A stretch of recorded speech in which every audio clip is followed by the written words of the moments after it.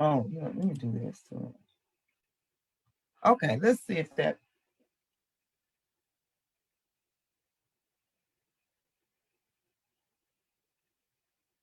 Okay, I think I got it. Okay, anyway, we're gonna do this. I think what I was doing, I had it the thing over there, so I must be hearing it double. Anyway, welcome to 180 Impact. I'm telling you, we having our technology today. I feel like a senior citizen with technology issues. I guess that's what I am today. But anyway, we are on 180 Impact Moments, and on 180 Impact, you can go to 180impact.org and visit our website to see all the things that we are doing. We were new, starting up in December of 2019. So we started up right before the COVID hit. So we're doing things just to see, just to make sure that we are beginning and we're doing active. I don't despise the days of small beginnings. I know my glasses got the little ring lights on them, but anyway, I don't despise those days. So we're going to continue on. But today I'm excited about it because we're going to be talking about 400 years of slavery. So we know that's from, and we're talking about the period between 1619 and 2019. Those are the 400 years. And so that we're going to be talking about, and we may not even get through it all today. So this might have to be a continuum for what, for what what's going to be talking about. But we're excited because this is historical.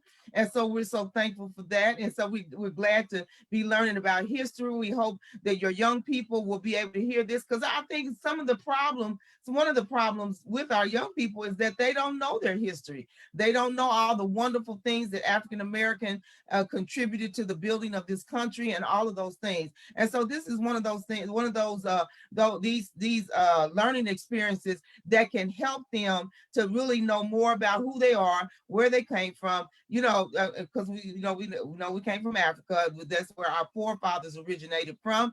And so, but we do know that, our African Americans contributed a lot to the building of this country. And so they've contributed a lot to this country. And so these are some of the things that we're going to be learning today, plus a lot of extra. But then I'm quite sure that we're going to have to continue this conversation probably on another Saturday. And I'll be excited about that because we can continue it until we get through all of it. So, and I have a wonderful speaker today, and he is in the person of Thomas McGee. And so we're going to turn it over to him because I'm not going to run my mouth no more, but we'll turn it over to him so he can present the 400 years of slavery. Thomas McGee.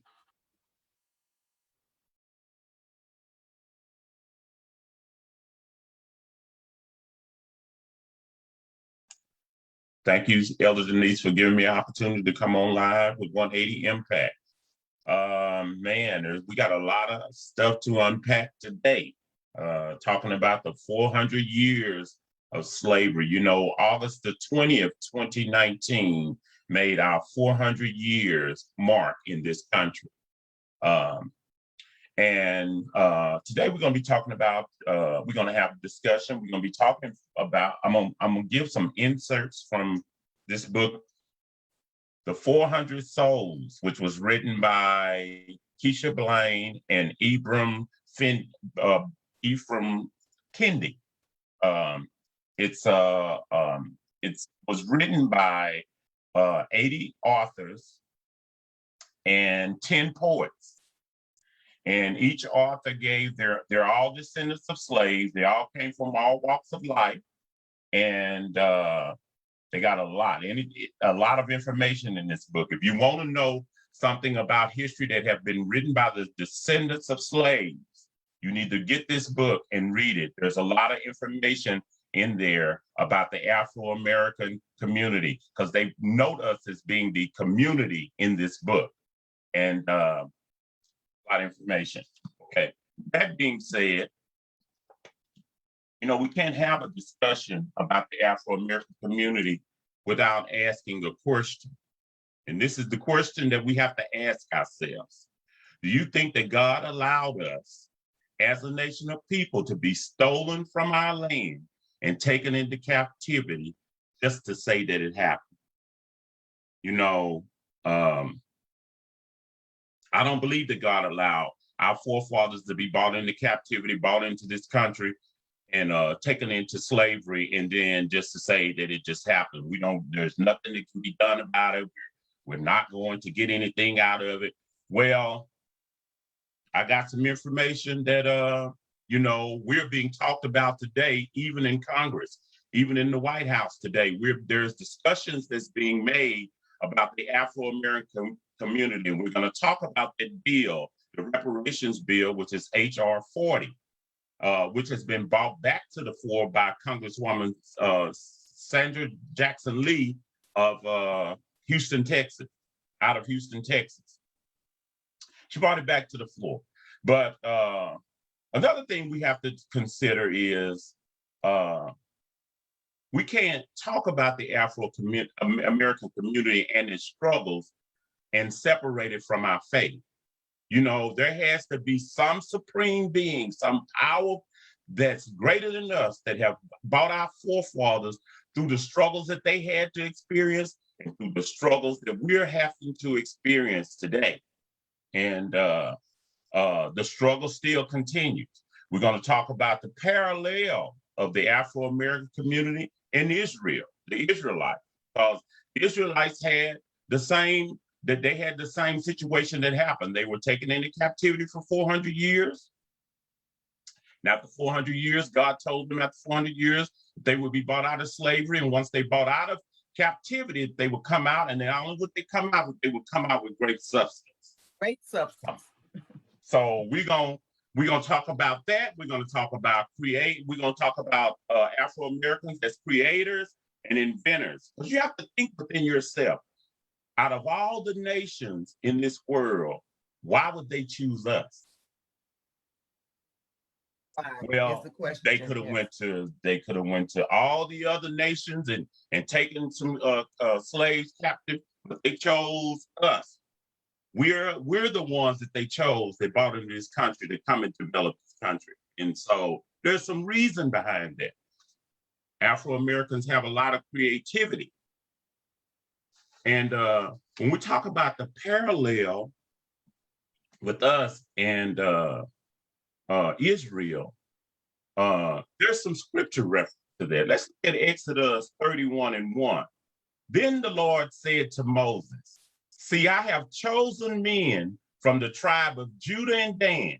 I have filled them with my spirit, with wisdom, with understanding, with all kinds of skills, to make designs for work in gold, silver, and bronze, to cut stones and engage in all kinds of crafts."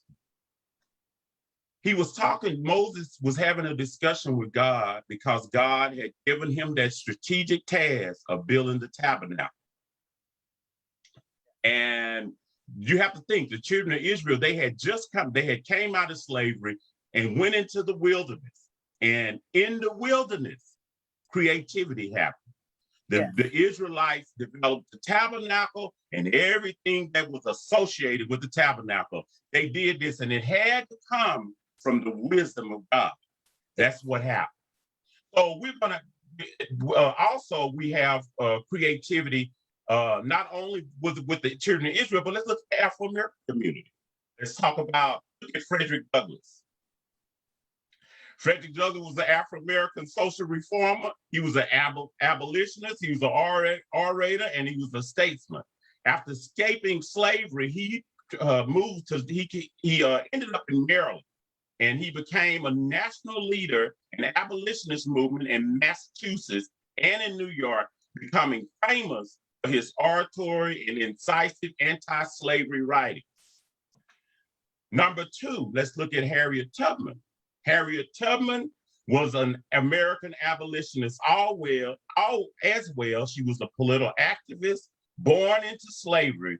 Tubman escaped and subsequently made some 13 missions to rescue approximately 70 enslaved people, including family and friends, using the network of anti-slavery activists and safe houses known as the Underground Railroad. That was some Urim and Thummim happening there. Harriet Tubman had a fine direction. Number three, let's look at Garrett Morgan. Garrett Augustus Morgan Sr. was an Afro-American inventor. He was a businessman. He was a community leader. His most notable inventions was the three-post traffic signal light and smoke hood, notably used in the 1916 tunnel construction after the disaster that had happened in America. Number 4, we have Daniel Hale Williams. He was the son of a barber. He founded the first Black-owned hospital in America. And Daniel Hale Williams also performed the world's first successful heart surgery in 1893. Yes, it was a Black man that performed the first heart surgery in the United States of America. Number 5, and everybody knows about number 5, we have Martin Luther King. Martin Luther King Jr. was an African-American minister and activist in 1955, and his assassination was in 1968. Martin Luther King is the reason that every nation that comes into this country have civil liberties today. Martin Luther King was responsible for the civil rights movement that gave freedom to all cultures that are in the United States of America today. I was told about number 6, and I didn't know this one, but I did some research. Bayard Rustin. Bayard Rustin was from Westchester, Pennsylvania. He was an openly gay activist that he is the one that instituted the March on Washington, and also gave Martin Luther King the idea for the boycott. And those are more, this was very significant because the boycott, one of the March on Washington and the boycott is the reason that we have civil rights. In the civil rights movement, they gave us freedom and liberties that we did not have after we came out of slavery. Let's talk a little bit about the 400 Souls. The 400 Souls, this book that I just showed you that was written by descendants of slaves. The 400 Souls, in August of 1619, when there was 20 Negroes that stepped off of a ship called the White Line in Jamestown, Virginia. And the first faces they met were some British faces. See, the colonizers that were here during the colonization period, they were from Great Britain. And those were the ones that came to Africa, which is it's the area of Africa is they were the Dongo people, and they were from Angola. That's where the first 20 souls that came into America that was sold into slavery. Actually, there was 350 Afro-Americans that were already in the United States of America when that first ship, the White Lion, arrived here. And that was the birth of the birth date of the Afro-American on August the 20th, 2019, which is better known as the community today. Black Africans we're defined as individuals of African descent in solidarity. Solidarity is important for us as a nation. We have to stick together as a nation. Every nation that comes in this country, I mean, I know that God said that all nations, through the seed of Abraham, that all nations of the earth will be blessed. But God was saying is that we all have a right to civil liberties, we all have a right to freedoms, and we also have a right to the piece of the pie. And at this point in life, with everything that's going on, all of these struggles are happening for a reason. And the fight that are happening today with the Black Lives Matter movement and everything, that is because God is strategically setting us up for what that is rightfully ours. Now, I can't say, how God is going to do it. When in Egypt, when God decided to bring the people free, set his people free, he sent plagues, he sent frogs, he sent flies, he sent gnats. We don't know how God is going to do it, but you know, it is being discussed today, and we're going to have, God is going to do what he said he's going to do regardless of what man says. God is still in the throne. He still exists. He still rule and reign, and he is still the supreme being. He is chief in justice and supreme in power. So in spite of everything that's going on, God still is going to do what he said he's going to do in the Afro-American community. Lord, and God is in control. Huh? I said, Jesus is Lord and God is in control. And God is still in control. Let's talk a little bit about, you know, because, you know, there's a lot that is being said in the news, and some of the myths we're going to have to dispel in the day, because they think, you know, a lot of time people think that us, you know, us as Afro-Americans, that we're just in this country and that we're looking for handouts, you know.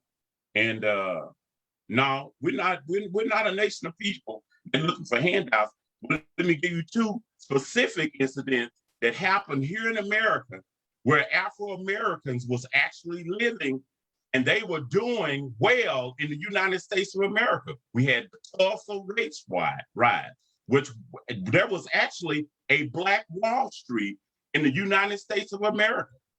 In the Greenwood district in Tulsa, Oklahoma, Black Afro-Americans was striving in business.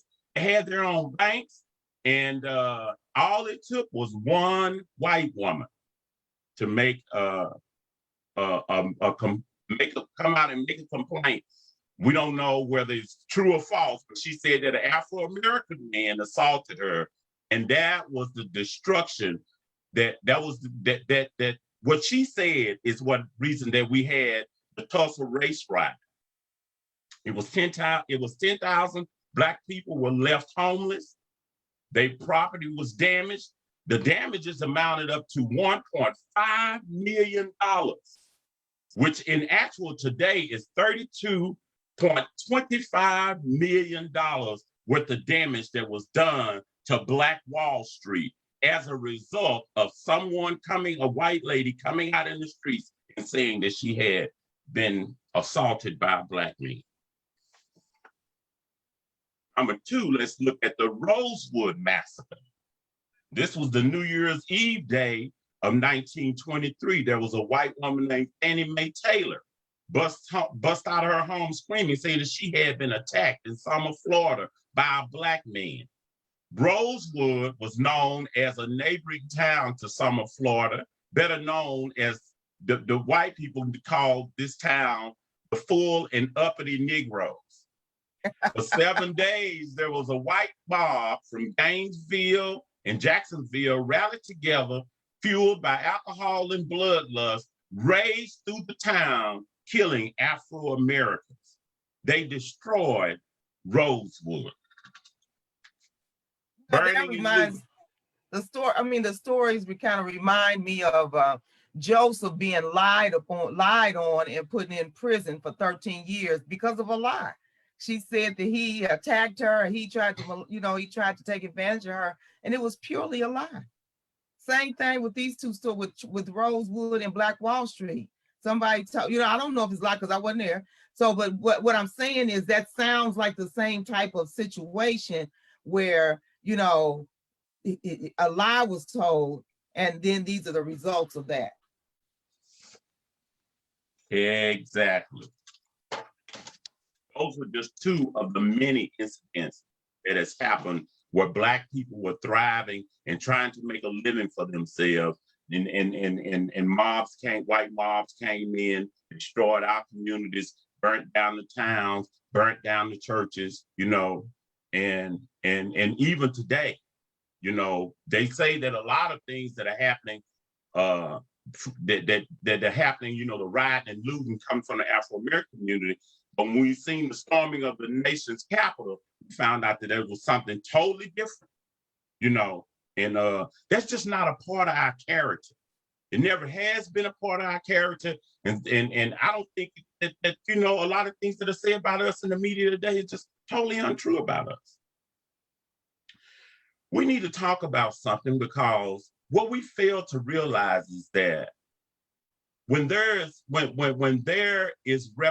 we go going into talking about the HR 40 bill and reparations, what we have to realize is that God actually calls a debt. Just like we can call a debt, God calls a debt from heaven. Let's look at James 5:1. He says, "Go to now, you rich men, weep and wail for the misery that is coming on you. Your wealth has rotted, and moths have eaten your clothes. Your gold and silver are corroded. Their corrosion will testify against you and eat your flesh like fire. You have hoarded wealth in the last day. Look, the wages," talking about the money, "the wages you failed to pay the workers who mowed your fields is crying out against you. And the cry of the laborer has entered into the ears of the Lord of Sabbath."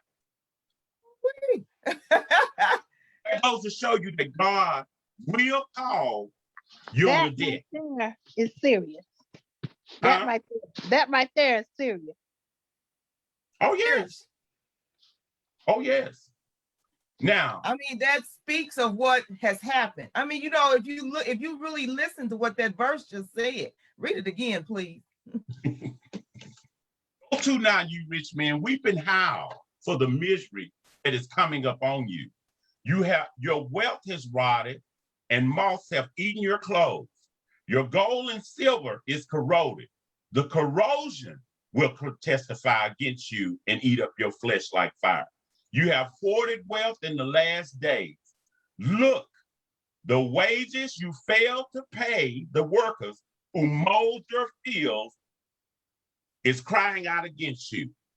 The wages you have failed to pay the workers who mowed your fields is crying out against you." As the Afro-American community, we developed this country. The promises that were made to us were not kept. And when God calls a debt, he called it on Israel. You know, we got a lot of stuff. You have to take a look at some of the things that's going on in America today. You know, the pandemic and stuff. You know, first they said it was man-made stuff. Then they got a vaccine, and then people are still, even though they're being vaccinated, they're still coming down with COVID. You know, that lets you know this is not man. Man is not in control. God is still in control. And look at this scenario with that as well, because if you think about Egypt, if you think about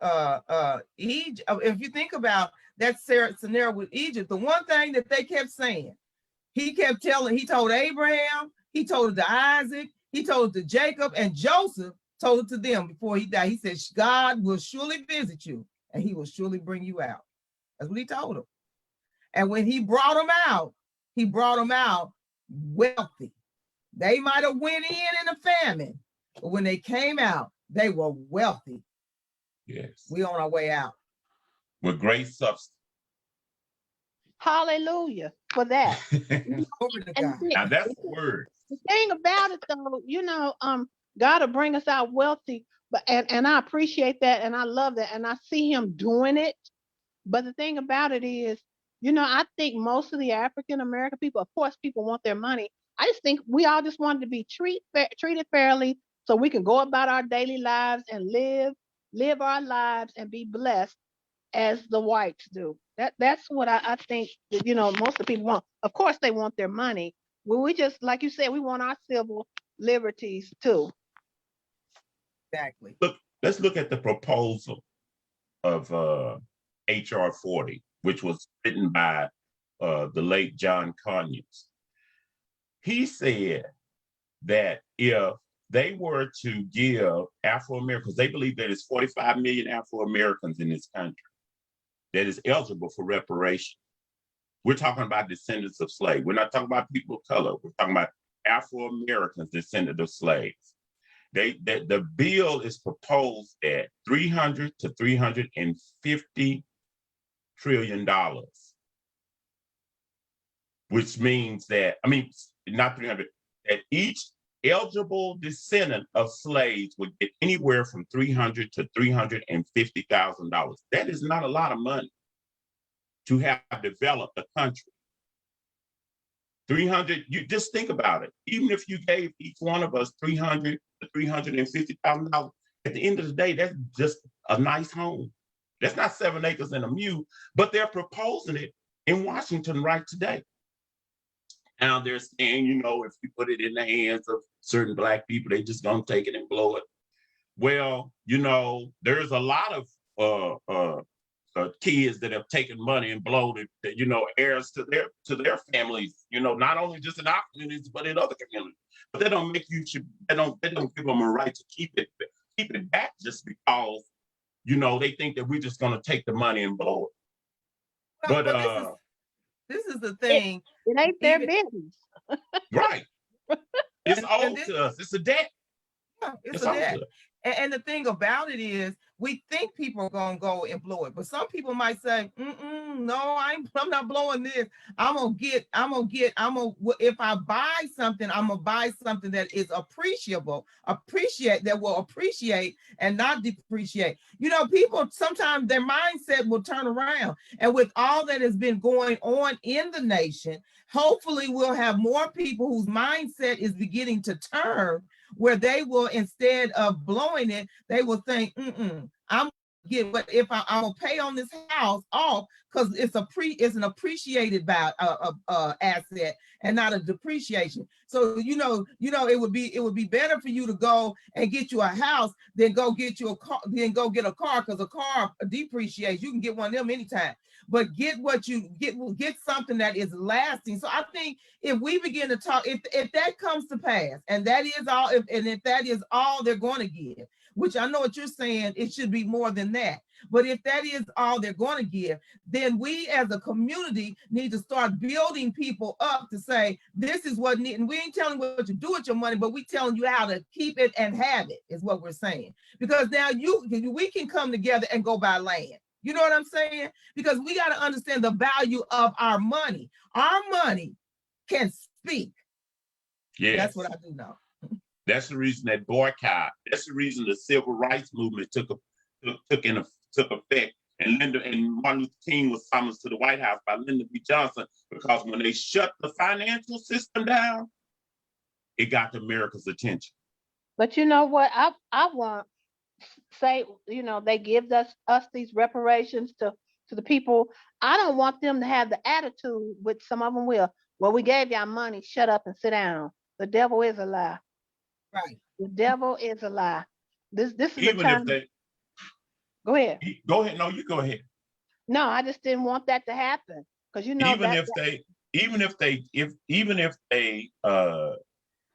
they gave it to them and put stipulations on it, because sometimes some there's nothing wrong with putting stipulations on it. You'll get the first 100,000. You got to go get a college degree, because that's one of the major issues in the Afro-American community. I mean, not all of us. Some of us went to school and got a degree and learned some things, but some of our young people might need to get an education. But what about if they, those of us that have already gotten an education, give us our money, let us pay off our student loan debt. One of the major crises in America today is student loan debt. If they could just pay off the student loan debt and your mortgage. There's two things that God promised us. He didn't promise us clothes and cars.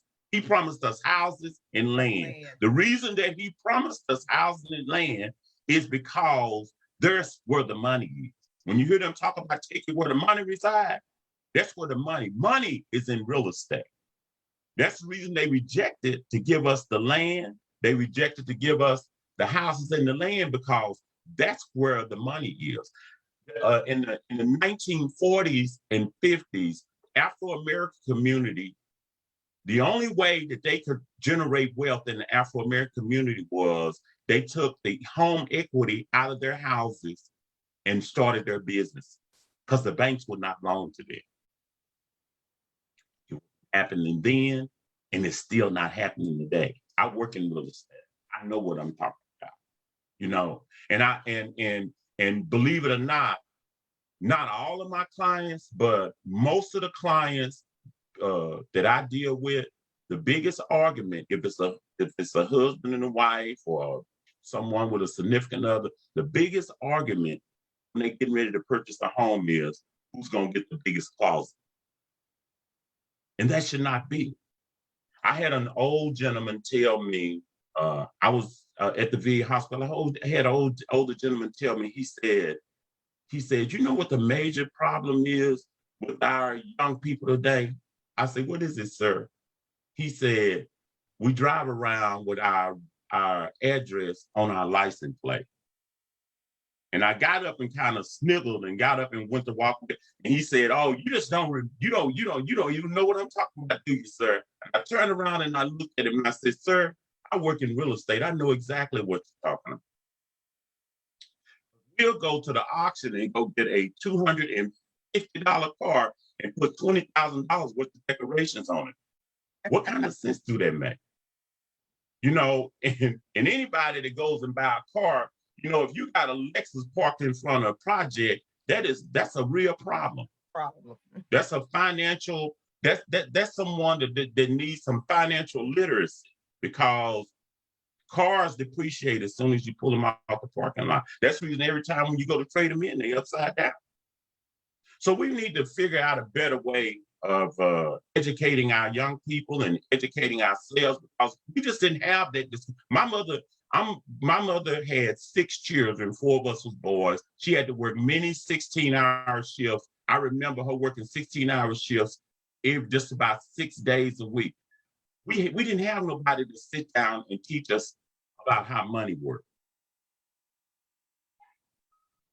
So that's something that, you know, I understand that, you know, when some people say that you don't need to give some people a lot of money because and it might be true, but whatever's yours belong to you. You know, if you're an heir, you just an heir, you know, and you can't take away from an heir what's rightfully theirs.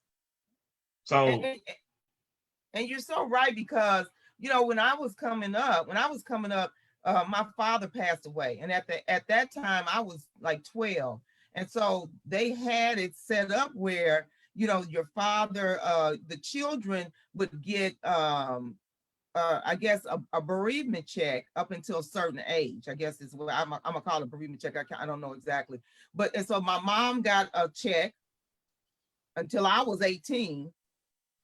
And then my brother got a check until he was 22, because he went to school. Same thing with me up until I was 22. So we got this money every month. And so my mother taught us how, she took us and taught us how to open up checking accounts and have those kind of accounts. But still, we didn't really learn, because then when you got to be about 18, here come the credit card stuff coming in, because, you know, especially if you was on your way to college, here come all the credit card stuff coming in. And in that credit card stuff coming in, if you didn't really know how to manage and handle it, that's when things begin to spiral out of control. And that's what's still happening today. When these kids go to college, they begin to get all this stuff in. And if they're not really taught how to handle that debt coming in, then it becomes a problem. Then it spirals out of control, and then they find themselves in bankruptcy at an early age or whatever. I know that's what happened to me. So I have a mission that I want to help children not go down that same path. Like I was telling a group of school, I taught a business class as a sub, you know, I was subbing, but I taught a business class because I was there for about 2 months, and so that was my assignment. So what I told them was, because I told them, they said, well, we just want to make this money. We want to make it. I said, but if you don't know how to handle money, they will steal it. I said, you have to know how to handle money. You can make millions of dollars and lose millions of dollars because you don't know how to handle it, or you didn't know what was going on. So you gave the power to somebody else to handle your money, and they were stealing it. I said, you have to know how to handle it. I mean, we have so many examples before us. Look at all the young groups that, you know, the R&B groups that we've seen that have filed bankruptcy. They were young. They didn't know what the paperwork really said. They signed the documents and they were ripped off. So we have to begin to teach these things. This is one reason for 180 Impact. We got to begin to teach our young people these things so they will be aware, so they'll be smart about money. That's one of the key things that we have to get smart about. Think about Jacob with the speckled, the spotted, and the ring star. God gave him a strategy to get rich. We got to get the strategy, and then we got to be smart with the strategy. Go ahead, Thomas. I'm just throwing that in. Go ahead. No, that's good. Phyllis, you got something else you want to say about this?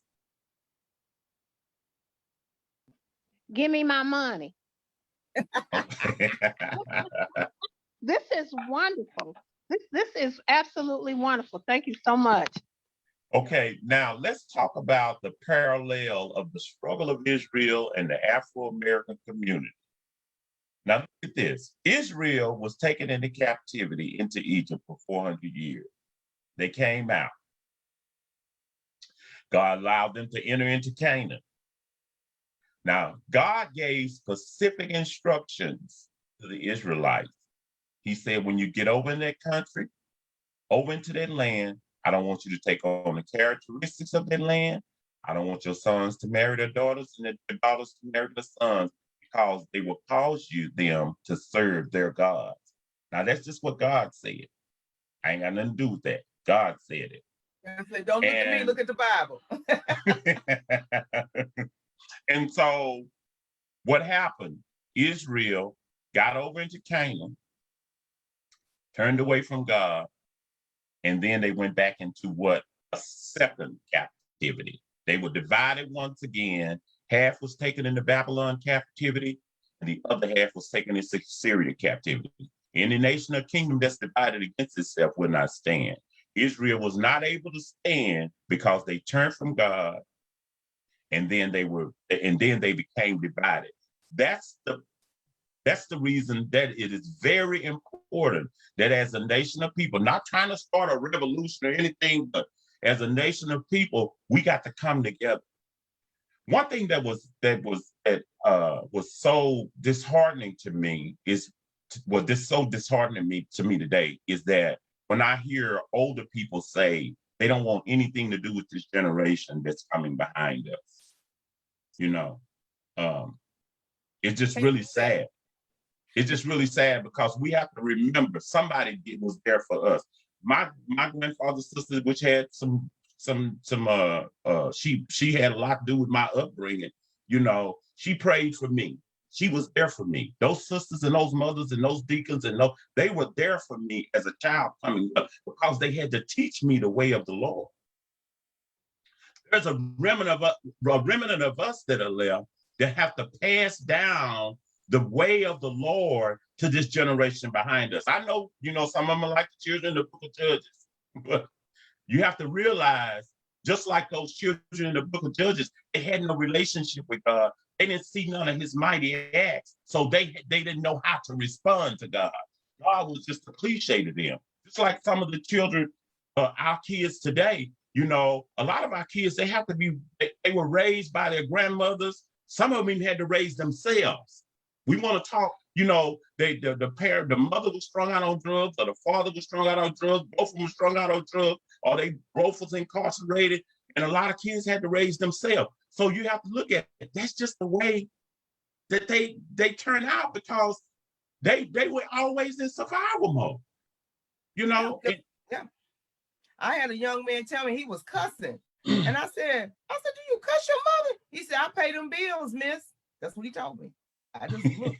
What else can you say about that? He was in high school working and paying bills at his home to help his mother out. So she allowed him adult conversation, not that cussing is adult conversation, but you know what I'm saying? She allowed him to talk to her in that manner because of that. And so, sometimes I think they're allowing the kids to grow up too fast because they need their assistance, but they're still children, and so I think we have to understand that. I think about that one statement I heard Kirk Franklin say in that incident with his situation. He said, I am the parent. I am not his friend. Yes. I'm his parent. And so I think we have to make sure we keep that line. Later on, when you 50, they 50, you 70, they 50, that's a whole nother situation. But if they still trying to have childlike act behavior, then they're still the child and you're the parent. I'm not your friend. And so I think we have to remember that. And I don't have no kids, but anyway, I just know that from my good friends that are parents, I listen, to what they're saying. But I think that is some of the things we have to we have to think about when we think about and another thing too, when you're talking about the parallel between the Israelites and our 400 years here, you know, he also told them to he told them, oh Lord, I forgot my thought. Anyway, go ahead, Thomas. I think of it left me like that. Okay, so since we're doing a parallel here, let's look at the Afro-American community today. We exited slavery. Slavery ended. But look at where we're at now. A second captivity. And it's done systemically through the judicial system. You know, I was going to school to get my degree in substance abuse counseling and social work, and had to do some practicums, and I had to do it at the parole and pardons department. And you would just be amazed. Just think about it. You would be amazed how many of us that go down there every month and give anywhere from $50 to $120 a month in fees. And you know, the mass incarceration for nonviolent offenses, that's a second captivity. And the sad part about it is that we have representatives in the House of Congress and we have representatives in the Senate. These people are making laws. That's the reason it's so important that we vote. And I'm gonna get to the last thing, the importance of voting. That's the reason that it's so important to vote, because we got people that are making laws to keep us in captivity, keeping us as marginalized as they can. You know, I mean, it's just like we're being taken back. You know, and look at the laws that we just passed in Georgia, well, in southern states, period, Florida. Look at these laws that are being passed. They're doing this behind closed doors.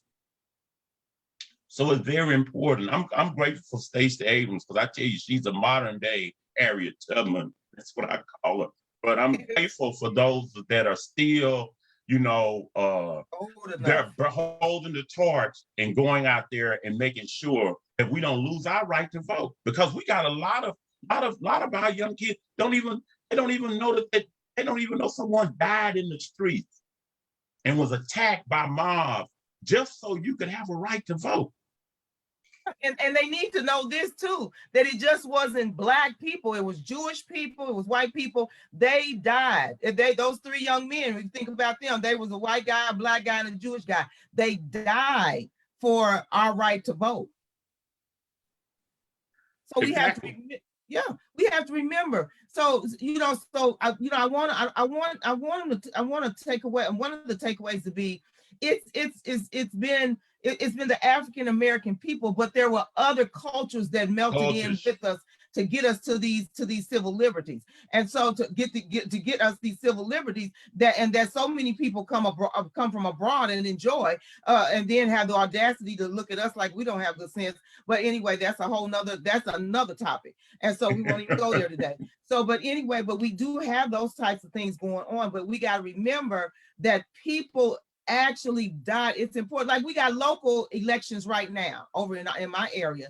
I got to get out and vote, because it's important that you vote at all levels, not just when the presidential campaign is going on, but if you vote at all levels, you begin to, you don't know who you're bringing up the ranks to maybe take a Senate position, or to take a representative position, or to take a presidency position, or a judicial position. So that is why it's important that we vote at all levels. Just don't come out when the presidential campaign is going on. But we have local levels right now that we need to get out and vote. Know your branches of government. Yes. It's very important that you know your branches of government and those that you're voting for in your branches of government. Very important. And the reason I brought this up is because people didn't know this. And I did a seminar on this. It's an article that was written by Tim Kaine. When Hillary Clinton was running for president of the United States, and everybody was thinking she was going to come out there with Bernie Sanders, And they was hoping that she would use him as her VP pick. And then she come out there with Tim Kaine, and everybody went, what is she doing with, who is Tim Kaine? And what is she doing with Tim Kaine? Why did she choose him? You know? Yeah, Well, it's important, just like they do their research on us, it's important that we do our research on them. Tim Kaine wrote a whole article. If he got in as vice president, he was going to bring to the floor the Afro-American History Act. Tim Kaine is a civil rights lawyer. And guess what? Tim Kaine is from the Commonwealth of Virginia, where the first ship of Afro-American slaves pulled in. And so, well, I'm not going to say it wasn't because of the vote that they lost. The election was just stolen from them. And wouldn't it be something if everybody would got up and climbed the wall and stormed the state capitol and Hillary lost the election? So educate me. I don't remember. I think y'all must be older than me or something. So is Tim Kaine an African American? No, Tim Kaine. I don't remember. No, Tim Kaine he was the vice presidential nominee that ran with Hillary Clinton on her ticket. I hear you, but was he an African American man? No, he was bilingual. No. He was. I think he was part Hispanic. Okay. Well, I know he was fluent in Spanish, but he was a lawyer in Virginia, the Commonwealth of Virginia. Okay. And you know, that election was lost. Well, it was taken from him, but you know, you have to look at what his mode, what did he have on the table? What was his agenda? You know, and his agenda was to enforce the Afro-American History Act and to begin to talk again about reparations. We missed it one time, so it's time for us to get in it again. And you know, I meet today. I tell Denise about this. You know, I got on Joe Biden's page and I got on Kamala's page and in her news feed, and I was telling them, you know, you have to remember who it was that put you in the White House. You know, it was the Afro-American community at the end of the day. So, you know, you can't go out and just leave us stuck out. You know, we was there for you. So, you know, and I think that's the reason President Biden and Vice President Kamala Harris, you know, sometimes you have to do things behind closed doors, but I think they're gonna work. I mean, they're working for us, you know, behind closed doors. And we have to, you know, you have to trust the process, but you got to keep praying for them too, because they do need prayer. So that's one thing we can't give up that. And another thing is, you know, what we showed so much happened. And I know the Black Lives Matter, all of that was how we showed solidarity there. But we also, with the voting process, we showed we have power. And so we showed us we had power there, but our money really got power. And if we would think about, you know, sometimes, you know, these people treat me bad. I said, I don't have to shop in here. This is my money. I do not have to give you my money. And I'll say that in a minute. You know, if they cut up, I'll say that in a minute. I don't have to give you my money. I don't have to come in here and buy anything. We can get it. It's somebody else is selling it. So be careful how you treat people, because just because you think, oh, they just black people. No. My money speaks. It does have power. So I think if we gather up as a community and help people to understand that, now my money got power. And so be careful, because I don't have to spend it in your establishment. And that's what we have to do. And then as African American African Americans, and this is what I want to say too, because everybody is not geared toward college. Some people will go to trade school. Some people will become entrepreneurs. Some people have other gifts and talents that will take them in a different direction. And all of it is okay. It really is. And so, but we have to make sure that we are knowledgeable about, because all of it is, because the Bible tells us this, it gives us this clear, money answereth all things. All things. All things, that's what it says. So if it answereth all things, it behooves us to know what to do with it. We need to ask for wisdom to know what to do with it. all the time. And I think that's just one thing we got to, we have to dig down and be willing to say, oh, I messed it up. I'll say it. And so I'm trying to get it right now. So I do a lot better with things, but you got to have some money to do better with. I remember when I was let go from that one job and I started being a substitute teacher and I wasn't making it. Somebody said this to me. They said, well, you need to budget. Well, if all you bring it home is $600 some every 2 weeks, you can't do too much with that when you already had a house, no car, no all utilities. What you can't, there's no budget. There is no budget. So you got to be careful what people say to you so you won't, because that's just stupid stuff. But anyway, Let me go ahead. Let me say this because I feel like I'm going to say this before I forget it. There's one thing very important is that we stand in solidarity for what is rightfully ours. And I'm going to tell you why. Because I remember when I was a student at University of Texas at Arlington, and I worked at what was then Hypermart. And I was standing in the line, and I was noticing that every time that I would stand in line, the little Asian kids, they would come in my line, and I would ring them up, and they had all sorts of credit cards. And I noticed at the school, they was brand new cars. And I asked one of the girls, the little Asian girls, they were standing there together, and I said, how do y'all get all these credit cards? She goes, oh, they give us this when we come on a visa to this country. They give us home loan, they give us student loan, they give us car loans, and not student loans, they give us home loans, lines of credit. They give them all these things when they come to this country. And I'm thinking, we developed this country. And then there was a segment on Ask Steve when I was watching the Steve Harvey show.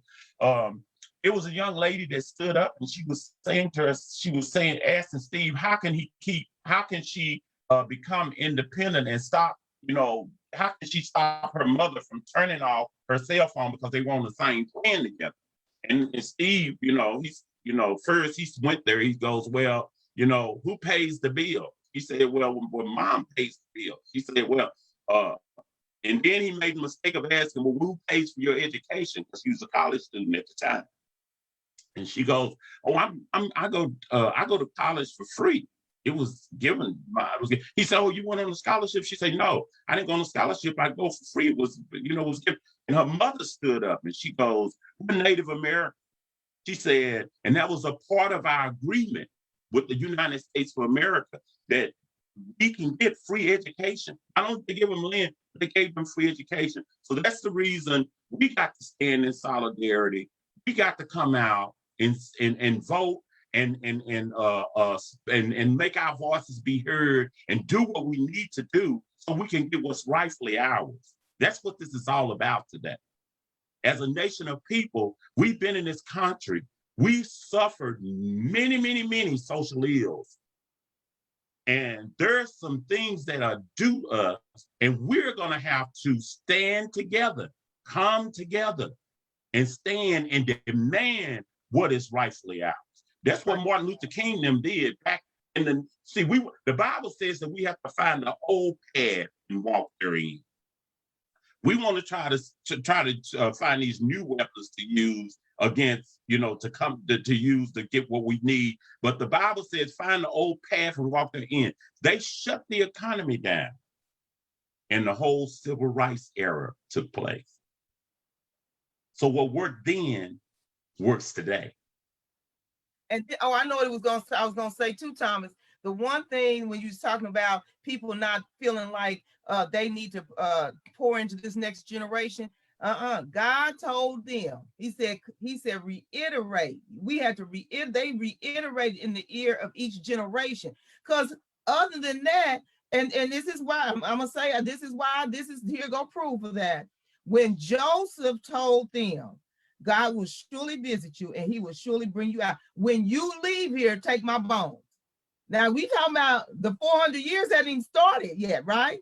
So then you got the 400 years starting, he had died and the 400 years had begun. 400 years later, when they left out of there, they got them bones and took them up out of there. That could only be done because they were reiterating to the generations behind them what the promises of God was and what they had promised to do. That's what I wanted to say earlier, but I forgot.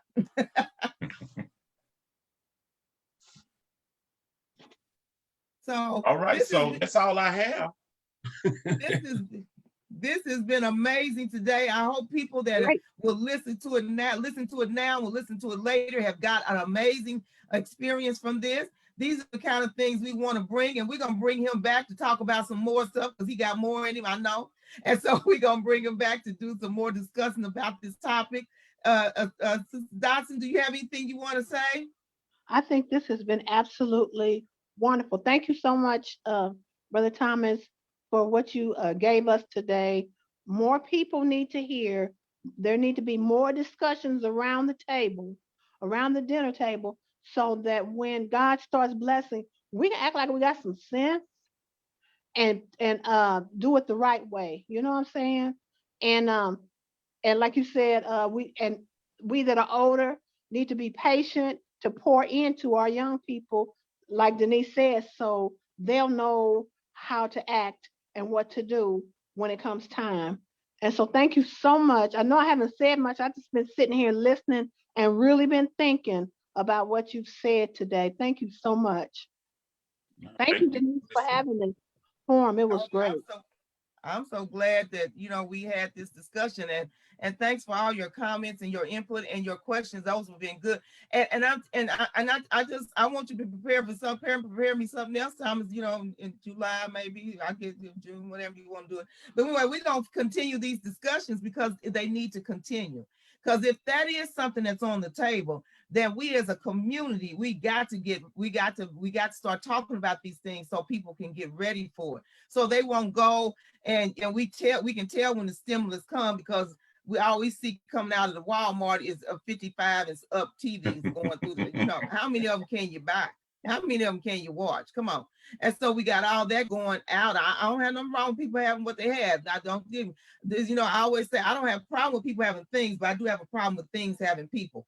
And so that is the thing. But do what you need to do. But don't let that be the only thing you do. And don't go out and go on a shopping spree and give everything to the different places. So we have to, these are things we have to begin to do, whether we got, so whatever it takes, we as a community, we need to come together, because when we come together, we have what? Power. That's what we got to know. Our money has power, our voice has power, and our actions can have the same. And we have to stop killing up one another. Let's stop doing that as well. We have enough to deal with, and then to keep hearing about drive-bys and young people being killed by a bunch of people shooting up cars and stuff like that. Come on. It is not that deep. Nothing should make you that angry that this is what we keep doing. So, or what people keep doing. I'm not doing any of it. But anyway, that this is what's happening. So we gotta stay on the wall. I know that we gotta stay in prayer and rebuke the violence and this murdering spirit that is out there. And then we also, even with that, if they did say that they will, if that happened and whatever they would give as a reformation, we gotta pray even for that. Because we saw a scenario where they gave the stimulus check and the young man went and killed up all the family trying to get the stimulus check from somebody, and he still didn't get it. So we have so much to pray for. We have so much to continue to discuss, so many other things that need to be discussed, and we have to keep going at it. So today, thank you, Thomas, for being our guest. We appreciate all your conversation. It was amazing. It was really good, and we thank you. You have stimulated our thinking, and you have stimulated us to even want to do more and to bring more awareness to these particular types of topics. Because, there are, maybe we need an African-American history. I know they got the museum, but maybe we need some African-American libraries where they can go and read stuff from African-American authors. Not that we're trying, but we just want our young people to know that there are people that are doing stuff, and you can do it. They don't have to wait till they 40 and 20 and 30 and 40 to do it. They can write a book. They can write, we have historical things that we can present as well. And things, some of them are coming up with inventions. I saw something about a little young girl the other day that came up with something. I mean, we got some brilliant young people. They are brilliant. And so let's support that, and so they can get to the places they need to be. So, and I'm so thankful for all of that. But anyway, this has been 180 Impact, and this has been Impact Moments. I hope because of this, you have had so this has impacted your day and caused you to begin to think about some things and even begin to think about your own life. And for all of that, and you know, we talk about the young people, but I want to encourage those 50-ish and up. If not now, when? Come on, you got stuff. If you still breathe, you got plenty left to do. God left you here for a reason. If not now, when? Thank you so much, Thomas, for all that you brought us today. It's been exciting. Thank you, Phyllis, for joining us. And we will see you back here the next time on Impact Moments.